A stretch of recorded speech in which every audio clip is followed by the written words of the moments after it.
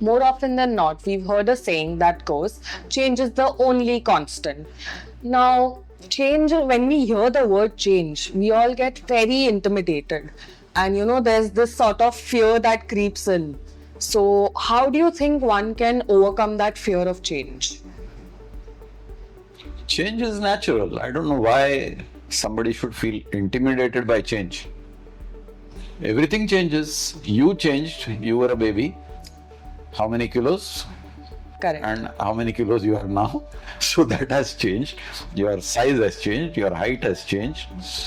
Your hair has changed.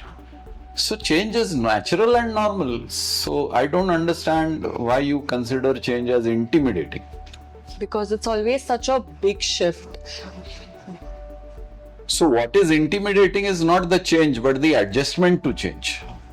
Correct. You are worried about how will I fit in, because we like comfort zones.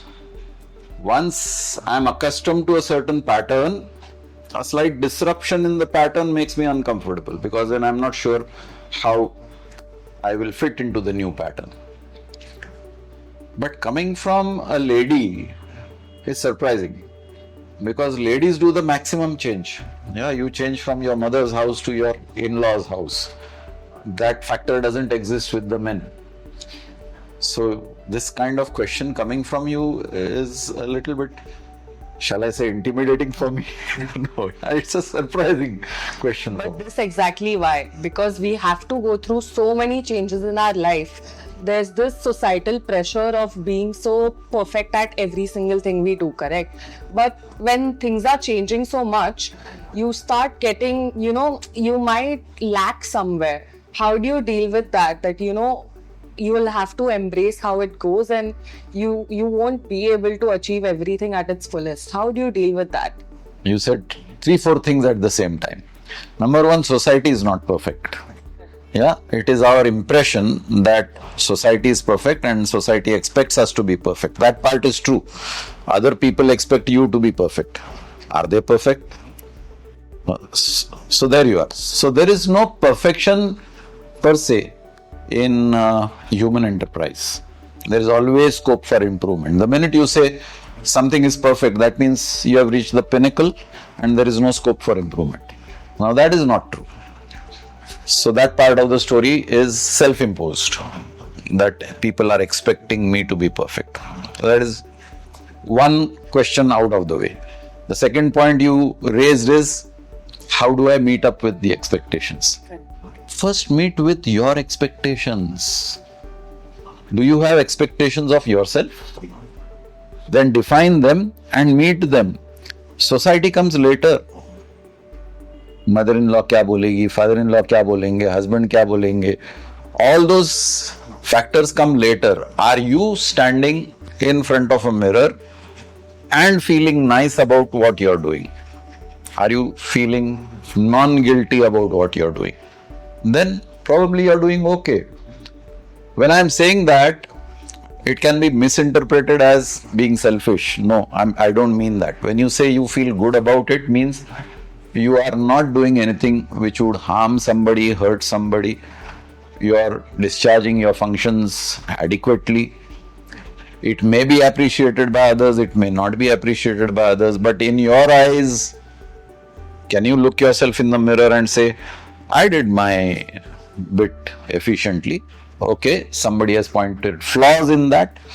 Let me analyze. If that statement is true, then I need to improve. So I need that ability to introspect honestly. Introspection can be, मैंने तो सब कुछ ठीक किया. That may not be honest. So you need to be quietly introspecting, and somebody made a statement which is not very pleasant. But was there truth in that statement? Then I need to do the correction. Right. And some people, they crumble at the very thought of, I have to transition from school to college, from college to work. So why do you think that happens to us? Why do we just crumble at that thought? It is a setup. In school we did craft. Some people were very good at craft and they would make structures, and the structures were very nicely done, and somebody would make structures which were very ugly. Correct. Yeah. Both structures withstood. If you put them on a table or a platform, they withstood. Now the part comes about crumbling. Some people were clumsy in creating the craft structure. So when you put on the table, it changes its shape and orientation. So it was not properly designed, it was not properly constructed, and therefore it crumbled. Now come to the human being. Your mental setup is not properly constructed. Now this construction happens from childhood. Part of it happens consciously, part of it happens inadvertently. So there is a passive pickup of circumstances around you as you are growing up. You are being actively educated by people around you. Right. And that education can be positive, encouraging, and that education can be negative, discouraging. And somebody may be constantly criticizing you. So that's a very negative environment in which you are growing up. You may be seeing a lot of untoward things, unwanted things happening around you. So there is a passive education in negativity. There is an active education in negativity. So then you are growing up with a lot of question marks, confusions, unanswered questions. So your whole mental base in the formative years is not sturdy. Anything you build on a non-sturdy base Will fall apart. will crumble. So you're saying crumbling personalities, their base has not been formed adequately. There are a lot of gaps or there are a lot of unanswered questions in their upbringing, which makes them weak as they try to build their lives on a weak base. So say if a grown-up person who has a very weak base, realizes that this is what's happening with them. How do you suggest one should go about strengthening that base? So first thing is, many people don't realize that my base is weak. Correct. Yeah. Now you need to have an open mind to accept that I grew up in an environment which was not healthy. Most of us will not accept that, because our connection to our childhood is usually the mother, and everybody is fond of the mother. Where you will get some rare exceptions who are not fond of their mothers, but by and large we are all fond of mothers. So when you go back to childhood, my first memory is mother. And if you say my childhood was bad, I am going to vehemently refute that kind of allegation, that no, my childhood was ideal, my mother was the best, and I was brought up very well. You'll rarely find a person who will criticize his mother, at least publicly. He may not get along with his mother privately, but in public he will defend. So first is the acceptance that I probably did not get a suitable foundation creation.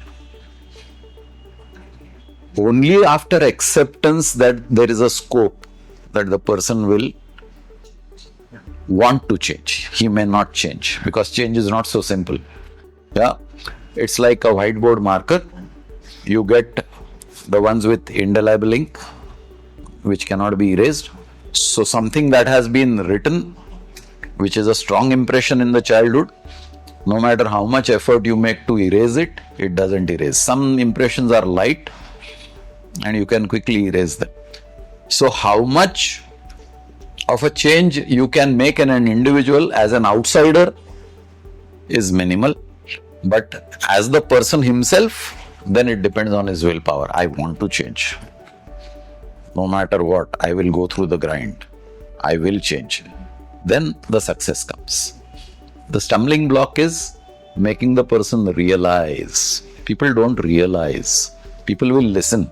People will nod their heads. They won't accept. That's where the change fails. Everyone around me, like I mentioned, has this whole thing about this needs to be changed, that needs to be changed. But I personally do not want to change. So how do I keep up with these pressures of constantly being asked to change and become better every single time? Yeah, again, two sides of the same story. Are you saying I don't want to change out of your stubbornness, you're adamant, you don't want to change, or you are happy the way things are and therefore you don't want to change? So let's address both the situations. So let's say you are happy the way you are and you are reluctant to change. Yes. But people you are living with want change because they want excitement, they want difference, they want. Let's take simple things like a decor in a living room. I'm comfortable with my furniture, I'm comfortable with the arrangement, I don't want anything to be shifted. And somebody in the house says, अभी ये change करते हैं, वो change करते हैं, upholstery change करेंगे, color change करेंगे, orientation change करेंगे, and you're not too happy with that. Now that requires a little element of adjustment on both sides. So sometimes one person gives in, okay, we won't change for 1 year. But after 1 year, you accept the change. So then that is a matter of adjustment. The second subject was, nahi mujhe change karna hi nahi. I am stubborn, I am adamant. Correct. So then look at it from this point of view.